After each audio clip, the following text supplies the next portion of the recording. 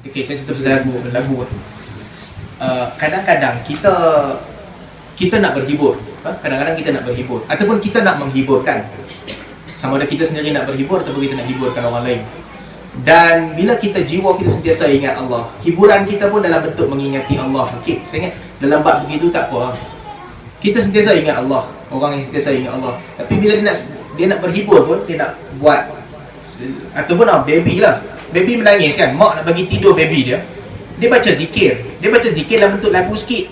Sebab baby dia bukan faham pun, subhanallah mesti khusyuk. La ilaha illallah tak boleh bergerak. Mana dia faham? Jadi dia nak bagi budak tu diam. Dia buatlah ada alunan sikit bagi sedap. Budak tu pun ingat, oh mak dia menyanyi lagu apa kan. Budak tu pun diam. Dalam begitu tak apa, dia hiburkan anak dia. Ataupun dia rasa bosan kadang-kadang, dia nak bagi berlagu sikit, nak berhibur, itu tak apa. Dia nak berhibur dengan zikir tu, benda tu, bacaan tu sentiasa di jiwa dia, lalu dia baca. Itu okey. Yang tak bolehnya, dia jadikan itu sebagai ibadat dia. Dia jadikan itu sebagai rutin harian dia. Ataupun dia menganggap itu ada kelebihan dia. Yang tu tak boleh. Zikir mesti khusyuk. Khusyuk ni datang, tuan-tuan. Khusyuk ni ada dua benda. Satu khusyuk konten, satu khusyuk benda yang kita balut. Macam kita dengar lagu kan, lagu. Ada lagu yang kita dengar best sebab muzik dia. Konten dia orang tak ambil tahu kan. Muzik tu buat sedih, orang pun jadi sedih.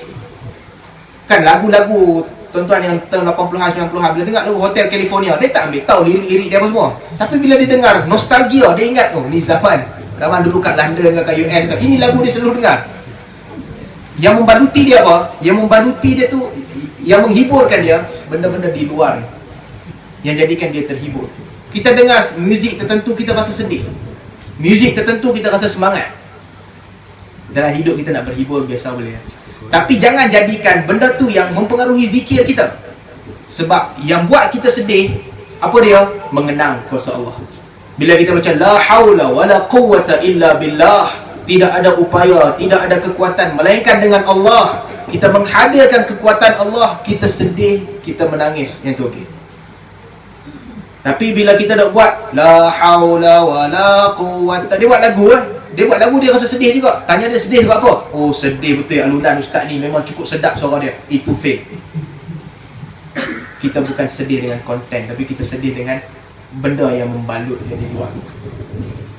Tuan-tuan, ahli zikir ni dia ada macam-macam cara. Dia pandai main motivasi orang.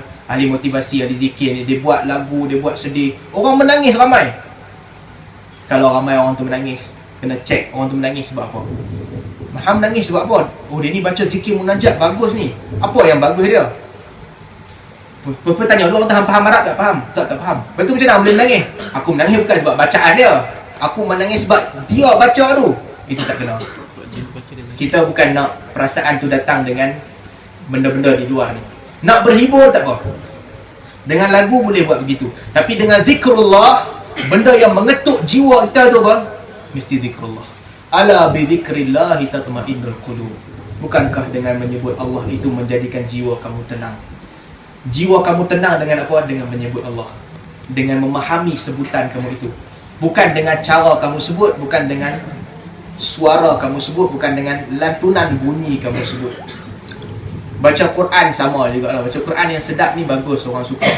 Tapi kalau menangis sebab alunan baca Quran, itu tak apa tepat. Kita nak menangis sebab maksud Al-Quran. Jadi berkaitan begitu juga dengan zikrullah. Berlagu untuk zikir ni untuk nak seronok, pada saya tak apa, boleh nak seronok. Tapi bukan itu yang menjadikan duk, menjadikan kesedapan kita. Yang menjadikan kita sedap adalah zikrullah itu sendiri. Wallahu a'lam.